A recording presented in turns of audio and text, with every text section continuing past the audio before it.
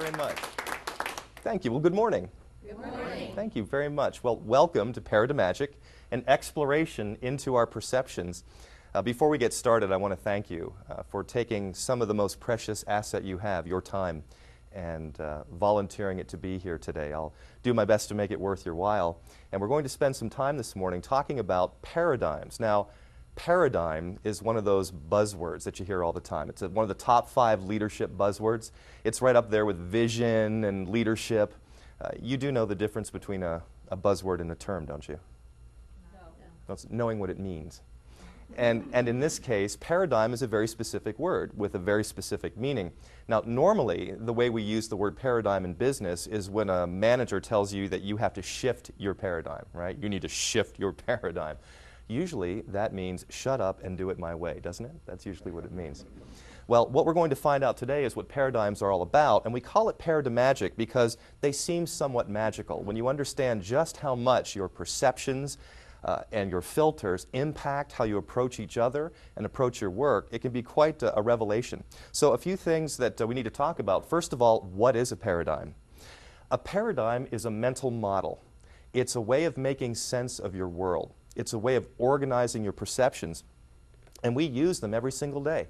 Filters are important. If you did not have filters, every stimulus would come into your mind at the same time, and that would be bad.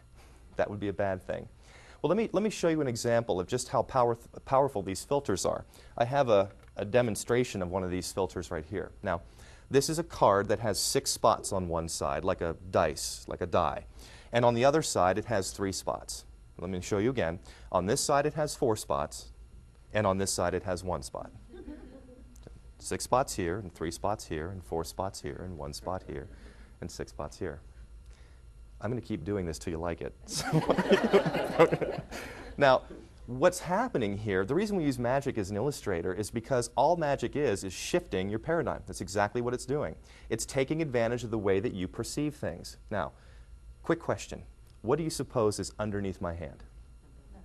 Yeah, and I heard half of you said a dot, half of you said nothing, but ultimately there is nothing there. But notice how quick your mind is to fill in that pattern. It says, I have no problem reconciling this. I know this pattern. Now, unfortunately, at work, we sometimes do this. We make assumptions, don't we? We fill in the blanks as to what people understand, what they do and don't know, and it seems so obvious to us. How could it not be obvious to them? Right? That's an example of a paradigm, but watch this. Ta-da! See, magic's pretty unimpressive once you know how it works. See, the fact is, you don't need to see this dot to have mental closure. Your paradigm, your filters are fine with that shape. See it? And sometimes in an organization, it's the presence of things that you don't know about that surprise people.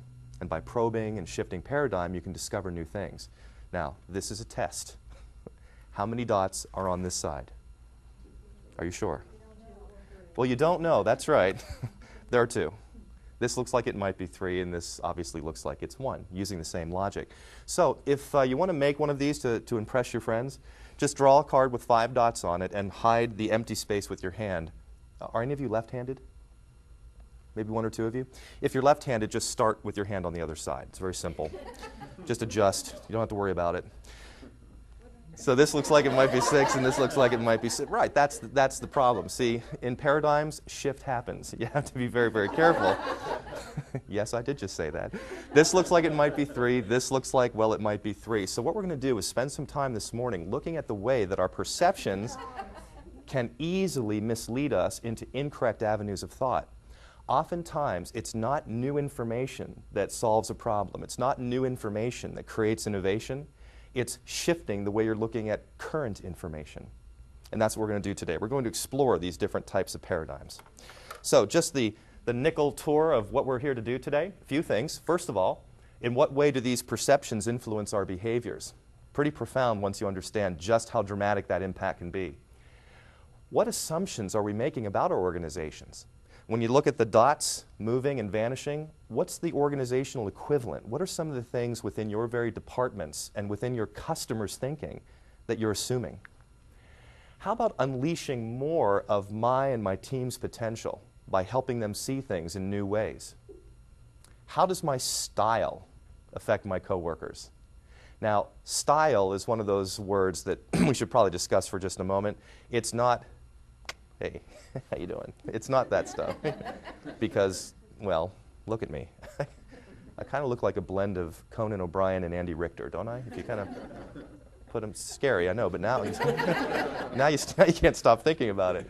But that organizational, that style is going to either bring about certain kinds of thinking or push back certain kinds of thinking. It's going to show people what dots they should be looking at, and understanding that's key. How do you really shift a paradigm? How do you really do that so that it has an effect on the organization and on people's perceptions? And last but certainly not least, let's have some fun. Paradigm Magic is designed to be a fun program. The last thing you want is to have me lecturing at you for the next half hour or so. So by all means, ask questions. If you're curious about something, let me know. Let's have some fun with this.